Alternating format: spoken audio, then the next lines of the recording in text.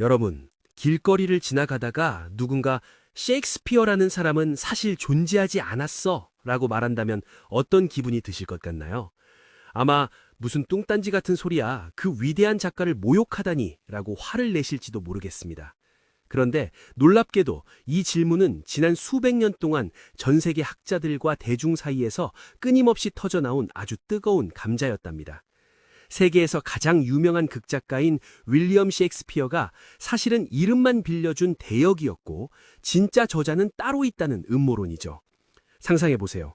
전 세계 교과서에 실리고 수만 번 공연된 그 불후의 명작들이 사실은 시골 출신의 무명 배우가 아니라 정체를 숨겨야만 했던 귀족이나 철학자의 작품이었다면요. 요즘으로 치면 얼굴 없는 천재 작가의 정체를 두고 전 세계가 수사극을 벌이는 셈입니다. 오늘은 이 충격적인 정체성 논란부터 시작해서 셰익스피어가 어떻게 인류의 언어를 지배하게 되었는지, 그리고 엘리자베스 여왕이 왜 국가를 넘겨줘도 이 남자만은 못 준다고 선언했는지 그 깊숙한 이야기를 하나씩 풀어보겠습니다. 잠시 채널 고정해 주시고 구독과 좋아요 한 번씩만 꾹 눌러주세요. 여러분의 클릭이 큰 힘이 됩니다. 첫 번째, 그가 진짜 썼을 리가 없어. 셰익스피어를 둘러싼 기막힌 음모론. 여러분, 왜 사람들이 셰익스피어를 의심하기 시작했을까요? 이유는 간단합니다. 기록에 남은 셰익스피어의 삶이 너무나 평범했기 때문이죠. 그는 대학을 나오지도 않았고 외국에 나가본 적도 없었습니다. 그런데 그의 작품 속에는 귀족들의 화려한 생활, 고도의 법률 지식, 그리고 이탈리아와 프랑스의 생생한 풍경이 가득합니다. 사람들은 의문을 가졌죠. 시골 가죽 장수의 아들이 어떻게 저런 고급 정보를 다 알았겠어? 라고 말이죠. 그래서 등장한 후보들이 화려합니다. 철학자 프랜시스 베이컨, 옥스퍼드 백작, 심지어 동시대 극작가인 말로가 죽음을 위장하고 썼다는 설까지 있죠. 하지만 여러분, 저는 이렇게 생각합니다. 오히려 아무런 배경도 없던 그가 오직 관찰력과 상상력만으로 세상을 그려냈기에 더 위대한 것 아닐까요?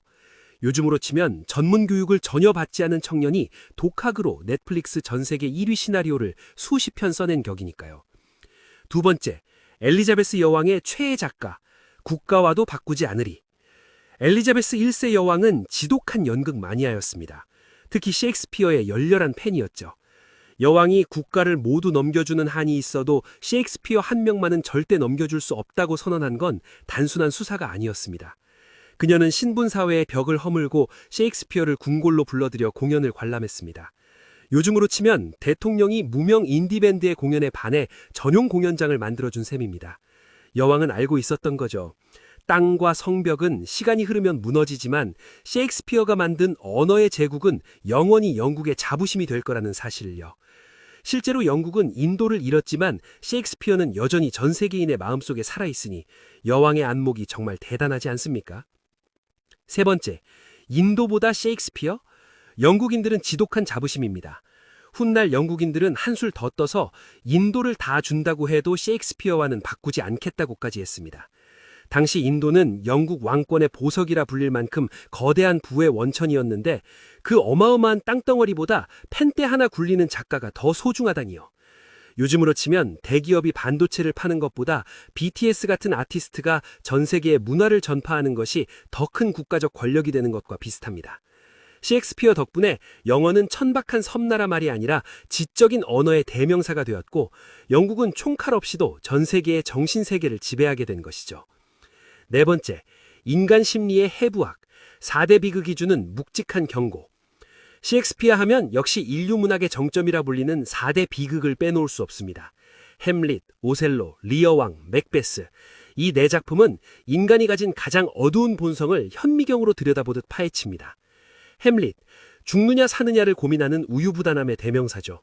사실 이건 자식을 잃은 셰익스피어 자신의 슬픔이 투영된 고뇌이기도 합니다.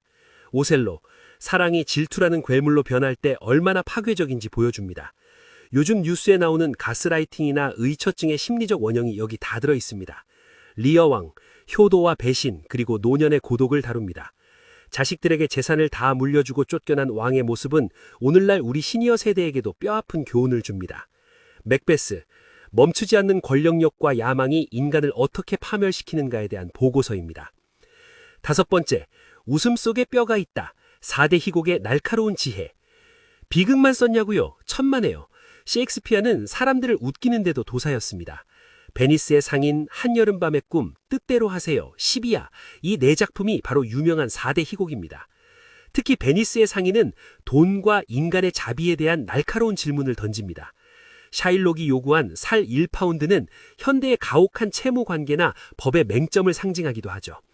그의 희곡은 단순히 웃고 끝나는 게 아니라 인생의 쓴맛을 본 뒤에야 비로소 터져나오는 헛웃음 같은 지혜를 담고 있습니다. 6번째, 사슴서리를 하다가 도망쳤다고? 셰익스피어의 잃어버린 7년. 셰익스피어의 인생에는 기록이 뚝 끊김, 잃어버린 7년이라는 수수께끼 같은 시간이 있습니다. 고향 스트랫퍼드에서 갑자기 사라졌다가 몇 년 뒤 런던 극장가에 짠 하고 나타났죠. 가장 흥미로운 야사는 그가 이웃지주의 숲에서 사슴을 몰래 사냥했다가 걸려서 야반도주했다는 이야기입니다. 만약 그가 사슴서리를 하다 걸리지 않았다면 우리는 위대한 명작들을 영영 만나지 못했을지도 모릅니다. 위기의 순간에 도망쳐서 새로운 길을 찾았던 그의 선택이 결국 인류 문학사를 바꾼 셈입니다. 여러분, 때로는 인생의 큰 실수가 새로운 도약의 발판이 되기도 합니다. 7번째, 런던의 성공한 사업가 셰익스피어, 강남 빌딩주가 된 사연. 셰익스피어는 가난한 예술가가 아니었습니다. 그는 아주 철저한 비즈니스맨이었거든요. 런던에서 연극이 대박나자 그는 번 돈을 모아 고향에서 가장 큰 집인 뉴플레이스를 샀습니다. 요즘 시세로 치면 강남 한복판에 수십억 원대 빌딩을 올린 성공한 자산가였던 셈입니다. 그는 단순히 대본만 쓴 게 아니라 극단의 주주로서 수익을 꼼꼼히 챙겼습니다. 관객들이 무엇을 좋아하는지 귀신같이 알아챘던 그는 예술성과 대중성, 그리고 돈이라는 현실적인 감각까지 갖춘 영리한 인물이었습니다. 곳간에서 인심난다는 말처럼 경제적 여유가 있었기에 그는 더 깊이 있는 창작에 몰입할 수 있었던 것이죠. 8. 아내에게 두 번째로 좋은 침대를 남긴다는 유언의 진실. 셰익스피어의 유언장에도 지금도 논란이 되는 이상한 문구가 있습니다. 나의 두 번째로 좋은 침대를 아내 앤 해서웨이에게 남긴다는 내용이죠. 왜 하필 제일 좋은 침대도 아니고 두 번째였을까요? 당시 관습으로 보면 제일 좋은 침대는 손님용이었고 두 번째로 좋은 침대가 부부가 실제로 사용하던 부부 침대였습니다. 즉 아내를 무시한 게 아니라 가장 소중한 추억이 기든 물건을 남긴 사랑의 징표였을 가능성이 큽니다.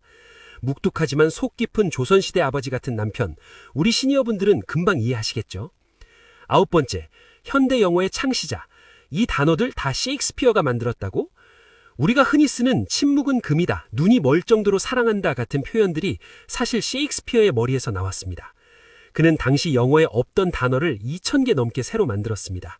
론리, 외로운, 매니저 같은 단어들도 그가 처음 썼죠. 그는 연어를 화석처럼 보지 않고 살아있는 생명체처럼 요리했습니다. 요즘으로 치면 신조어를 끊임없이 만들어내어 유행시킨 최고의 트렌드세터였습니다. 우리가 오늘날 풍부한 표현을 쓸 수 있는 건 400년 전 그가 언어라는 재료를 가지고 마음껏 창작해준 덕분입니다. 10번째, 죽느냐 사느냐, 아들을 잃은 아버지의 처절한 통곡. 셰익스피어에게는 외아들 햄넷이 있었습니다. 그런데 이 아들이 겨우 11살의 나이로 세상을 떠나고 말죠. 아들의 이름인 햄넷과 그의 대표작 햄릿은 철자가 아주 비슷합니다. 학자들은 셰익스피어가 아들을 잃은 상실함을 햄릿이라는 비극에 쏟아부었다고 분석합니다. 죽느냐 사느냐를 고민하던 그 우유부단한 왕자의 모습 속에는 자식을 먼저 본 아버지의 고뇌와 허무함이 서려 있는 겁니다. 천재 작가이기 전에 한 아이의 아버지로서 느꼈던 절망, 그 절망이 인류 최고의 비극을 탄생시켰다는 사실이 참으로 역설적입니다. 11번째, 검은 피부의 여인, 소넷 속의 은밀한 사생활. 셰익스피어는 연극만큼이나 아름다운 시 소넷을 54편 남겼습니다. 그런데 이 시 속에는 당시 기준으로 아주 파격적인 인물이 등장합니다. 바로 검은 피부의 여인, 다크레이디이죠. 당시엔 흰 피부가 미의 기준이었지만 그는 결점마저 사랑스러운 현실적인 여인을 찬양했습니다. 요즘 말로 하면 외모 지상주의에 반기를 든 셈입니다. 그는 겉모습보다 인간의 내면과 개성에 집중했습니다. 이런 태도가 그의 작품 속 인물들을 400년이 지난 지금도 살아있는 사람처럼 느끼게 만드는 비결입니다. 12번째, 전염병이 덮친 런던, 위기를 기회로 바꾼 천재. 셰익스피어 시대에도 끔찍한 전염병인 흑사병이 돌았습니다. 극장이 폐쇄되어 밥줄이 끊기자 그는 좌절하는 대신 집에서 장편 시를 쓰기 시작했습니다. 이때 탄생한 시들이 그를 희곡 작가를 넘어 위대한 시인의 반열로 올려놓았죠. 코로나 시기를 보낸 우리에게도 큰 교훈을 줍니다. 세상이 멈췄을 때 그 시간을 내면을 채우는 시간으로 바꾼 그의 지혜, 그것이 그를 대체 불가능한 인물로 만든 것입니다. 13번째, 신묵은 금이다. 갈등의 시대에 살아남는 법. 당시 영국은 카톨릭과 개신교 사이에 피바람 부는 종교적 갈등이 심했습니다. 셰익스피어의 가족 역시 비밀리에 카톨릭을 믿었다는 증거가 발견되기도 하죠. 들키면 목숨이 위험한 상황이었습니다. 그래서일까요? 그의 작품 속에는 직접적인 종교 주장보다는 인간의 보편적인 가치에 집중하는 경향이 있습니다. 어느 한쪽에 치우치지 않고 인간 그 자체를 사랑했던 그의 균형 감각은 갈등이 심한 현대사회를 살아가는 우리에게도 꼭 필요한 덕목입니다. 14. 셰익스피어가 말하는 돈의 미학. 그의 희극 베니스의 상인을 보면 돈에 대한 그의 생각이 잘 드러납니다. 그는 돈을 악마의 도구로 보지 않았습니다. 다만 돈 때문에 인간성을 상실하는 것을 경계했죠. 자산가였던 그가 돈을 버는 법과 쓰는 법을 얼마나 깊이 고민했는지 작품 곳곳에 묻어납니다. 요즘으로 치면 경제적 자유를 갈망하면서도 인문학적 품격을 잃지 않으려 노력한 현대인의 모습과 참 많이 닮아 있습니다. 15. 리어 왕이 주는 교훈, 자식 상속의 지혜. 시니어 여러분, 리어 왕을 보며 어떤 생각을 하시나요? 자식들의 감언 이설에 속아 미리 재산을 다 나눠주고 광야로 쫓겨난 리어 왕의 통곡은 남의 일이 아닙니다. 셰익스피어는 이미 400년 전에 상속과 노후 준비에 대한 가장 강렬한 경고를 남긴 셈입니다. 가진 것을 다 주지 마라. 그리고 입에 발린 소리를 경계하라. 이 오래된 비극이 오늘날 우리에게 가장 실질적인 조언이 된다는 게 놀랍지 않나요? 16. 신분을 뛰어넘은 가죽장수의 아들. 당시 영국은 엄격한 신분 사회였습니다. 가죽장수의 아들이 여왕 앞에서 공연한다는 건 기적이었습니다. 하지만 그는 실력 하나로 국왕극단의 일원이 되었습니다. 그는 개천에서 용인한 수준이 아니라 스스로 하늘을 만들어 날아오른 인물입니다. 그의 삶은 우리에게 말해줍니다. 내 배경이 네 미래를 결정하게 두지 마라. 17. 언어의 마술사가 만든 위트의 제국. 셰익스피어는 사람들을 울리는데도 천재였지만 웃기는데도 일가견이 있었습니다. 그의 희극들 속 기막힌 말장난과 소동은 인생의 본질을 닮아 있습니다. 슬픈 장례식장에서도 웃음이 터지는 것이 인생이죠. 그는 관객들에게 삶의 쓴맛과 단맛을 동시에 보여주며 이게 바로 살아있다는 증거다라고 외친 작가였습니다. 18. 셰익스피어의 위대함은 공감에 있습니다. 그는 왕의 고뇌도 알았고 시장통 노점상의 슬픔도 알았습니다. 그는 자신이 직접 겪어보지 못한 삶도 그 사람의 입장이 되어 진심으로 써내려갔습니다. 우리가 400년 전 작품을 보며 내 이야기처럼 느끼는 건 셰익스피어가 우리의 마음속에 이미 들어와 있기 때문입니다. 시간을 뛰어넘는 소통, 그것이 바로 그가 남긴 가장 큰 유산입니다. 19. 역사는 나를 친절하게 기록할 것이다. 그는 자신의 작품이 수백 년 뒤에도 읽힐 것을 예견했을까요? 그는 글을 쓸 때 단순히 그 시대 관객만을 생각하지 않았습니다. 인간이라는 존재의 영원한 속성을 담으려 애썼죠. 그 결과 인도는 잃었어도 셰익스피어는 잃지 않은 영국은 지금까지도 전 세계 문화의 중심지로 남아 있습니다. 한 사람의 펜끝이 가진 힘이 대륙 전체보다 강할 수 있다는 것을 그는 증명했습니다. 20. 에필로그. 당신의 인생 무대에서 주인공이 되십시오. 온 세상은 무대요. 모든 남녀는 배우에 불과하다. 셰익스피어가 남긴 이 말은 우리에게 많은 것을 생각하게 합니다. 여러분은 지금 여러분의 무대에서 어떤 배역을 연기하고 계신가요? 비극일 수도 있고 희극일 수도 있겠지만 중요한 건 셰익스피어처럼 자신의 배역에 최선을 다하는 것입니다. 국가와도 바꾸지 않겠다는 여왕의 찬사를 받았던 셰익스피어처럼 여러분 한 분 한 분도 누군가에게는 세상 무엇과도 바꿀 수 없는 소중한 주인공입니다. 오늘 하루도 당당하게 여러분만의 무대를 즐기시길 바랍니다. 시청해 주셔서 감사합니다.